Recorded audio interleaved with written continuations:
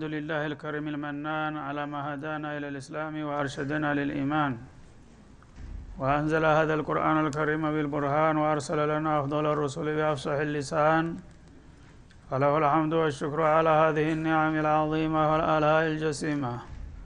والصلاة والسلام على خير خلق الله وخاتم رسول الله الذي قال: ما اجتمع قوم في بيت من بيوت الله يتلون كتاب الله ويتدارسونه فيما بينهم إلا نزلت عليهم السكينة وغشيتهم الرحمة وعفتهم الملائكة وذكرهم الله في من عنده وعلى آله وصحبه ومن اهتدى بهديه. وبعد، فقد وقفنا في درس أمس عند قوله جل وعلا من سورة البقرة: وإذا قيل لهم اتبعوا ما أنزل الله قالوا بل نتبع ما ألفينا عليه آباءنا.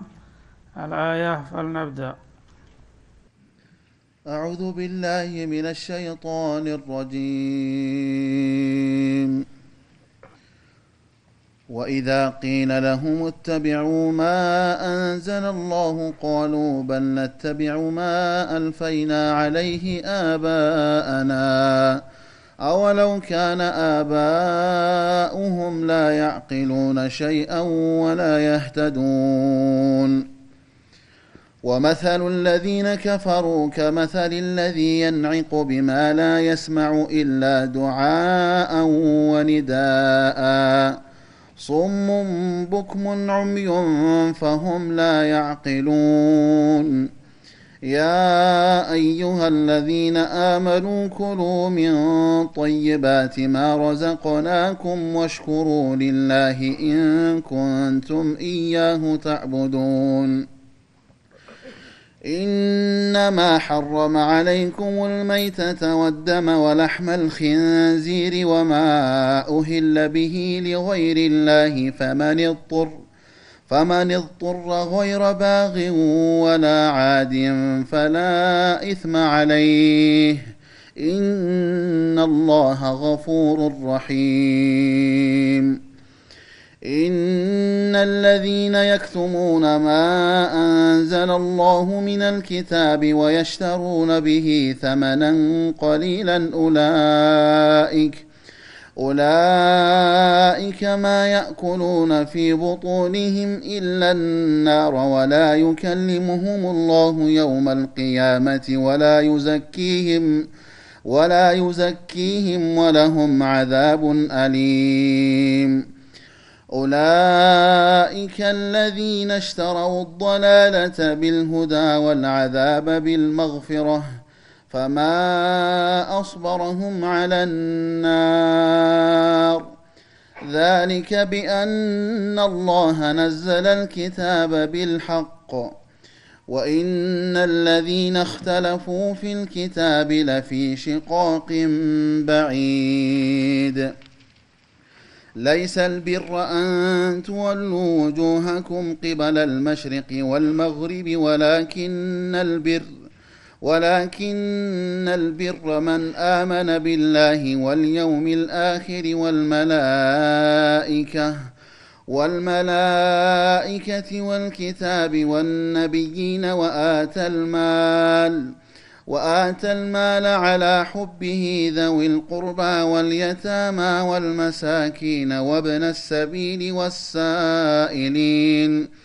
والسائلين وفي الرقاب وأقام الصلاة وآتى الزكاة والموفون بعهدهم إذا عاهدوا والصابرين في البأساء والضراء وحين البأس أولئك الذين صدقوا وأولئك هم المتقون.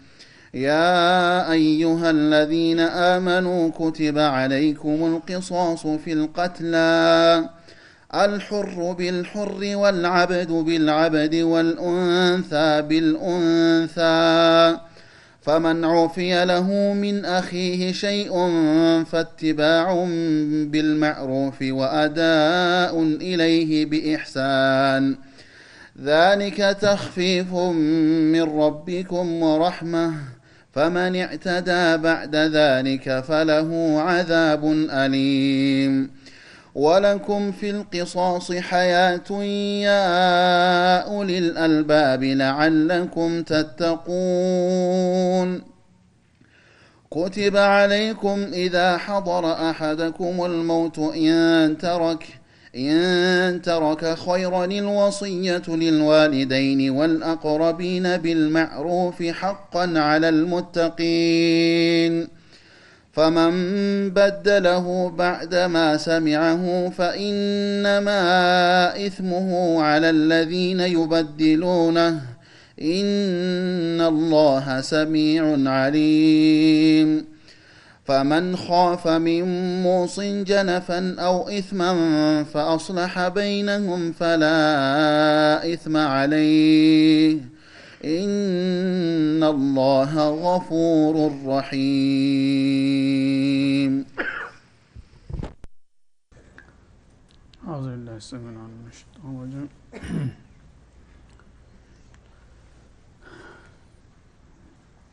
ከተናንቶ አንድ ያልተጠቃለለ ሐሳብ ስላለ ወደ ኋላ ትንሽ መለስ ብለን ነው የምንጀምረው يا أيها الناس كلوا مما في الأرض حلالا طيبا እናንተ ሰዎች ሆይ ይላል አላህ Subhanahu Wa Ta'ala ለሰው ልጆች በአጠቃላይ ጥሪ ያቀርባል እና አንድ ነገር የሚፈቀድና የሚወደድ ወይም የሚጠላና የሚከለከለው በአላህ በባለቤቱ ፍቃድ መሆኑን ለማረጋገጥ የሰው ልጆች ሆይ ይላል በአጠቃላይ ኩሉ ሚማ ፊል አርዲ ሐላላን ጠይባ በመሬት ላይ ከተፈቀደላችሁ ሲሳይ የተፈቀደና ጣፋጭ ጠቃሚ የሆኑትን ምግቦች ተጠቀሙ ብሉ ተመገቡ ይላል እንግዲህ በጥቅሉ خلق لكم ما في الارض جميعا በመሬት ላይ ያሉ ነገሮች ሁሉ ለሰው ልጆች መገልገያ ነው የፈጠረው በቀጥታም ሆነ በተዘዋዋሪ መንገድ ግን በመመገብ ረገድ ከታየ መመገባቸው በግልጥ የተፈቀደ አለ እንደገና የተከለከሉም አሉ እርግጥ የተከለከሉት በጣም ጥቂቶች ናቸው እና አማኞችና እምነተ ቢስ የሆኑት የሚለያዩት በዚህ ነው እምነተ ቢሶቹ ያው ሁሉንም ነገር ያገኘነውንና የፈለግነውን መብላት መጠጣት አለብን ምን ሰራህ እንጂ ምን በላህ ተብሎ አይጠየቅም የሚል የሰይጣን መርሆ ነው የሚከተሉት ማለት ነው አማኞቹ ግን ሁሉን ነገር የፈጠረው አላህ እንደመሆኑ የመፍቀድና የመከልከል ስልጣንም የሱ ነው ስለዚህ ከፈጠረልን ሲሳይ የተወሰነውን ፈቅዶ ሌላውን ደግሞ ቢከለክል መብቱ ነው እና የሚከለክለው ነገር ደግሞ ለኛ እንደማይጠቅም ስለሚያውቅ ነው ኩሉ ሚን ጠይባቲ ኩሉ ሚማ ፊል አርዲ ሐላላን ጠይባ በመሬት ላይ ያለ ሲሳይ አንደኛ በእኔ የተፈቀደ መሆኑን አውቃችሁ ተመገቡ እንደገና ለናንተ ጣፋጭና ለጤንነታችሁ ተስማሚ መሆኑ የተረጋገጠውን ነው መመገብ ያለባችሁ እንጂ ዝም ብላችሁ እንዳገኛችሁ መጋፈፍ የለባችሁም ይህ ከሆነ ራሳችሁን ጉዳት ላይ ትጥላላችሁ ነው የሚለን ማለት ነው ስለዚህ ሙእሚን የሆነ ሰው ሐላልና ሐራምን ለይቶ ነው መመገብ መብላት መጠጣት ያለበት ወላ ተተቢዑ ኹጡዋት الشيطان የሰይጣናትን እርምጃ አትከታተሉ ሸይጣን ዝም ብለህ ያገኘውን ብላ ጠጣ ጨፍር ተደሰት ነው የሚልህ እሱ ደግሞ በዚህ አጋጣሚ ከጌታ ጋር አጣልቶና አጋይቶ ለጀሃነም ሊያጋልጥህ ነውና የሱን ደባ መከተል የለብህም ይላል አላህ Subhanahu Wa Ta'ala ኢነሁ ለኩም አዱው ሙቢን ሸይጣን ለናንተ ግልጽ የሆነ ጥላት ነው ተመጀመሪያ ጀምሮ ያው በግልጽ አውጇል ማለት ነው የአደም ልጅ ይዤው ጠፋለሁ ጀሃነም ወርዳለሁኝ ብሏልና ይሄን ግልጽ የሆነ ጥላታችሁ የሚነግራችሁንና የሚመክራችሁን መከተል ነው ወይስ ረበል ዓለሚን አርሐሙር ረሂሚን የሆነው ጌታ የሚነግራችሁን ብትቀበሉ ይሻላችኋል ኢነማ ያእሙሩኩም ቢሱ ሸይጣን ሁሉ ጊዜ አስከፊ በሆነ መጥፎ ነገር ነው የሚያዛችሁና የሚመክራችሁ የሚያስተባብራችሁ ሸይጣን አንድ ነገር ኸይር ያለው ነገር ከሆነ ላንተ አይመክርህም የሚያጠፋህ ነገር ከሆነ ግን አሳምሮ አሸብርቆ አስውቦ ያሳይሃል ያን ነገር እንድትሰራው ማለት ነው በስሜት ይገፋፋሃል እና ሱእ ማለት ማዓሲ ማለት ነው ወንጀል ባጠቃላይ ሱእ ይባላል ምክንያቱም ውጤቱ አስከፊ ነውና ማለት ነው ወልፈህሻ ማለት ደግሞ ከመጥፎ ነገርም በጣም የባሰ ቀፋፊ በሆነው ነገር ነው የሚያዘው አንዳንድ ጊዜ ሰዎች ያው ተራ ወንጀል ይሰራሉ ይሳሳቱ ይችላሉ ግን የለየለት የሚሰማውና የሚያውን ሁሉ የሚቀፍ የሆነ ወንጀል መስራት ኢማን እንኳን ባይኖራቸው በስብዕናቸው ራሱ ይሰማቸዋል ሰው ቢያይብኝ ይሄን ነገር ሰው ቢያቀብኝ ምን ይለኛል ከሚል አኳያ በጣም የሚሰቀጥጥ የሆነ ወንጀል ይሸሹታል ሰዎች ኢማን እንኳን ሳይኖራቸው እሱ ግን መለስተኛውንም ተራውንም ወንጀል እንዲሁም ደግሞ በጣም አስከፊና ቀፋፊ የሆነውንም ወንጀል እንድትሰሩ ነው የሚያስተባብራችሁ ያ ከሆነ ደግሞ ውጤቱ እሱ ጋር ተያይዞ ወደ ጀሃነም ሲኦል መውረድ ነው የሚሆነው አንተቁሉ አለላህ ወአንተቁሉ አለላህ እንደገና በተጨማሪም ደግሞ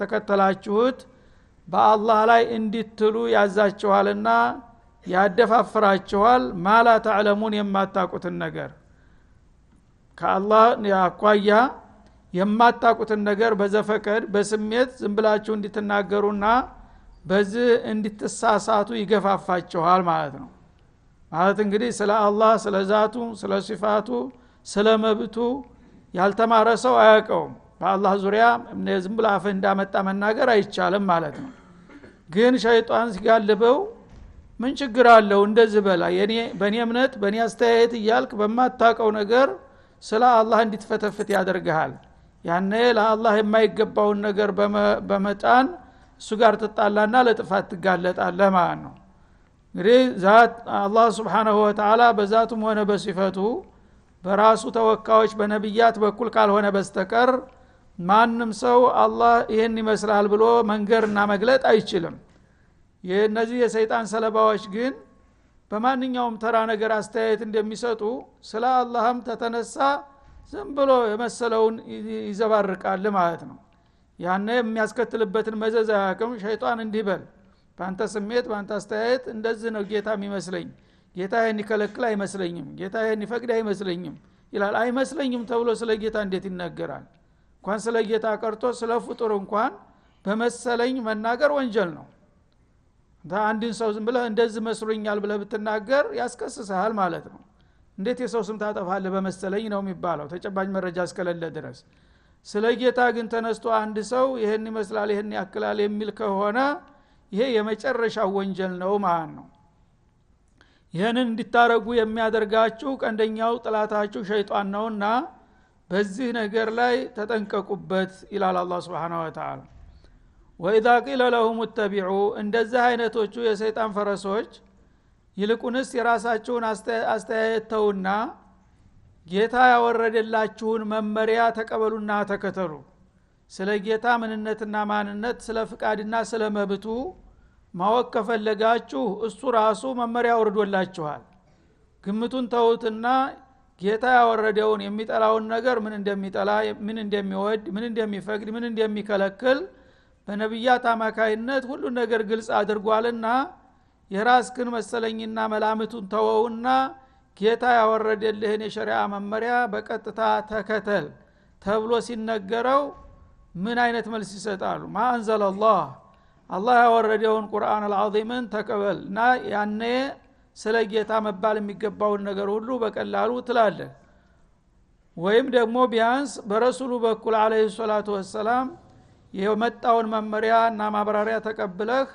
ያንን ተመርኩዘ ብትናገር ያምርብሃል ማለት ነው ከዛ ውጭ ግን ዝም ብለህ በግምትና በመሰለኝ ስለ አላህ መናገር ማለት ራስክን አደጋ ውስጥ መጨመር ነው ይላል ማለት ነው እተቢዑ ማ አንዘለላህ ታዲያ እነዚህ ቂሎች እናንተ ግምትና መላምቱን ትታችሁ ጌታችሁ ያወረደላችሁን መመሪያ ተከተሉ ተብለው ሲነገሩ ቃሉ በልነተቢዑ ማ አልፈይና ዐለይሂ አባአና እናንተ እንደምትሉት አላህ ያወረደው ወይም ረሱል ያመጡት ማብራሪያ የሚለው ሳይሆን እኛ ከቅድመ አባቶቻችን የወረስነውን ልማድና ባህላችንን እንከተላለን የሚል መልስ ይሰጡሃል ማለት ነው። እና እንግዲህ በዛ አባባላቸው አባቶቻችን ከአላህ ረሱሎች የተሻለ ግንዛቤ ያላቸው እንደማለት ነው። እኛ አላህ ረሱል የሚባለውን ይላከው አይላከው ማንነቱን አናቅም። ስለዚህ እኛ ተኛ በፊት የነበሩ አባትና ቅድመ አያቶቻችን አበው ያስለመዱንን ባህላችንን ከተከተል እነሱ ለኛ የሚበጅ ነገር ነውና ያወረሱን ይሄ ይበቃናል ሌላ አያስፈልግም ይላል ማለት ነው። ያኔ ይሄን አባባላቸውን አላህ በቀላሉ ሲተችና ሲነቅፈው ምን አለ? አወለው ካነ አባኡሁም አባቶቻችን ያገኘንበትን ነገርና ልማድ እንከተላለን የሚሉት አባቶቻቸው ላይ ያቂሉነ ሸይአ ስለ ዲን ጉዳይ ምንም የማይረዱ ወላ ይህተዱን ወደ ቀናው አቅጣጫ የማይመሩ ቢሆንም እንዲሁ ዝም ብሎ ጨለማ ውስጥ ያሉትን መሀይም አባቶቻቸውንም በጨለማው ይከተሏቸዋል ማለት ነውን ይላል ማለት ነው። በመሰረቱ አባቴ ያገኘሁበትን ነገር ወይም ከአባቴ የወረስኩትን ነገር መከተል ይበቃኛል ማለት ተቀባይነት የሚኖርበት ጊዜ አለ። እሱ ምንድነው? በአጋጣሚ አባትህ የአላህ ነብይ ሊሆን ይችላል ማለት ነው። ያ ከሆነ በአባቴ በኩል የመጣው መመሪያ ብትል ምንም ችግር የለውም። አባትህ ስለሆነ ሳይሆን ከጌታ ባለው መረጃ ጥሩ አመራር ስለሚሰጥህ ማለት ነው። ወይም አያትህ ነብይ ሊሆን ይችላል። ቢያንስ ደግሞ በጣም የታወቀ የተደነቀ ዓሊም ሊሆን ይችላል ማለት ነው። ታላህ ሸርዕ ፍንክች የማይል የታወቀ ስመጥር የሆነ ዓሊም ካለ አባትህ የኛ አባቶች አስተማሩን ብትል ያምርብሃል። ምክንያቱም ጥሩ ምንጭ አለህና ማለት ነው። ግን በስመ አባት ማንኛውም ተነስቶ ዝም ብሎ ምንም የማያውቅ መሀይም ተንሰሳ የማይሻለው አባት ቀድሞ ስለተወለደ ብቻ የሱ ልማድና ባህል ያዋጣኛል ብትል እንዴት ሊሆን ይችላል ነው የሚለው አላህ Subhanahu Wa Ta'ala። የሰው ልጆች ቀድሞ በመወለድና ወይም ዘግይቶ በመምጣት አይደለም ዕውቀታቸው የሚለካው። ወደ ኋላ መጥቶ ተቀዳሚዎች የሚበልጥ አለ፣ ቀድሞ ደግሞ ተንሰሳይ የማይሻል አለ። ስለዚህ የአባትና የእናት ጉዳይ ሳይሆን የማወቅና ያለማወቅ ወይም ደግሞ አስተማማኝ ምንጭ ያለው መሆንና አለመሆን ነው እንጂ አባት መሆኑ ብቻ በሱ በኩል የመጣው ዝም ብሎ ኸይር ነው ማለት ይሄ የዑቀላዎች አስተሳሰብ አይደለም። አባቶቻችን ያገኘንበትን ነገር መከተሉ ይበቃናል ማለት የሚገባቸው አባቶቻቸው ፍጹም የማይሳሳቱ ቅዱሳንና ንጹሃን መሆናቸው የተረጋገጠላቸው ከሆነ ይበሉ። ከዛ ሌላ ያሉት ግን አባቴ ያወረሰኝ ይበቃኛል የሚለው ስተት ነው። አባቱ ያው ሰይጣናዊ አካሄድ የሚሄድ ከሆነ እሱ ራሱን ማሻሻልና ወደ ተሻለ መሸጋገር ሲገባው በስም አባት ዝም ብሎ መደናበር አግባብ አይደለም ይላል ማለት ነው። ወመሰሉ الذين كفروا የዛ አይነት ከሃዲዎች ምሳሌ ይላል። እንግዲህ አላህ ኪታብ አውርዶላቸው ነብይ ልኮላቸው ወደ ቀናው መንገድ ሲጠራና ሲጋብዛቸው ከቅድመ አባቶቻችን የወረስነውና ከነሱ የተቀበልነው ልማድና ባህል ይበቃናል የሚሉ ሰዎች የነዚህ ሰዎች ሁኔታ በምሳሌ ልግለጥላችሁ ከፈለጋችሁ ይላል። እና የነዚህ ከሃዲዎች ምሳሌ ማለት እነሱን ወደ ኸይር የሚጠራና የሚጋብዘው ሰው ምሳሌ ማለት ነው። ከመሰል الذي ينعق بما لا يسمع በማይሰማ እንስሳ ላይ እንደሚጮኸው ሰው ነው ይላል። ኢላ ዱዓአን ጥሪንና ወኒዳአን ጩኸትን እንጂ ይላል ማለት ነው። ማለት በከብት እረኛና በከብቶቹ ነው የሚመስለው ማለት ነው። እና አንድ የከብት እረኛ ብዙ መንጋዎችን ያሰማራል። በሚነዳ ጊዜ ከብቶቹን ሲነዳ ወደ ግራ እንዲመለሱ ወይ ወደ ኋላ እንዲሉ ሲፈልግ ይጮህባቸዋል። ሲጮህ ምንድነው እነሱ የሚያውቁት መጮሁን ድምጽ መውጣቱን ያውቃሉ ማለት ነው። እና መፈለጋቸውንም ያውቃሉ፣ በእነሱ ላይ እንደሚጮህባቸውም ያውቃሉ። ግን በቀጥታ መልእክቱ ይገባቸዋል። አሁን የጮኸው ምን እያለ ነው? ቶልቶሎ ሄድ እያለ ነው? ተመለስ እያለ ነው? ቁም እያለ ነው? ምን እያለ እንደሆነ በቀጥታ ቃሉን አይረዱትም ማለት ነው። ግን መጮሁን ያውቃሉ።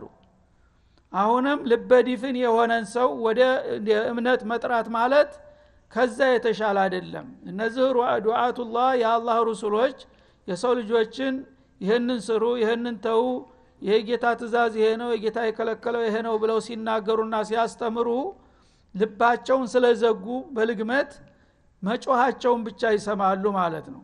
ግን የሚሉትን ነገር አይረዱትም። ከልባቸው አይገባም ማለት ነው።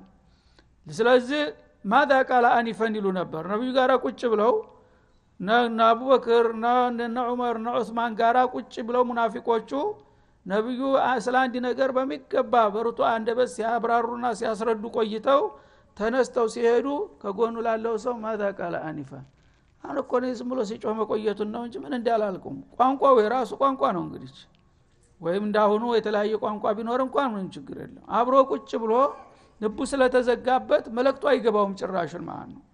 ግን ሰውየው እንደጮኸ ብቻ ያውቃል። ይሄ ምን ማለት ነው?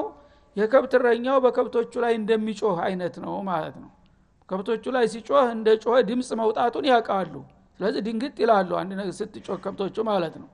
ግን እያንዳንዷ የምትናገራት ቃል ምን ማለት ነው ማለት አይገባቸውም ማለት ነው።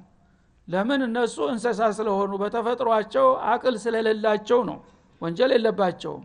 ይሄ ግን አቅል ተሰጥቶት እንደ ሰው በሁለት እግር ቆሞ እየሄደ ከአስተሳሰቡ ከእንስሳዎች ያልተሻለ ነው እና ከብትረኛው በእንስሳዎቹ ላይ ሲጮህ ጮህቱንና ድምጹን እንደሚሰሙ ያህል እንጂ ከዛ አልፎ ምን እየተፈለገባቸውና ምን እየተመከሩ እንደሆነ እንደማያውቁት እንስሳዎች ነው ይላል ማለት ነው። የነዚህ የካሃዲዎቹ ባህሪ በሌላው አያት በግልጥ ኢንሁም ኢላ ከልአንዓም እንዳለው ካሃዲዎች እንደ እንስሳዎች ናቸው ካለ በኋላ በልሁም አضل ይላል።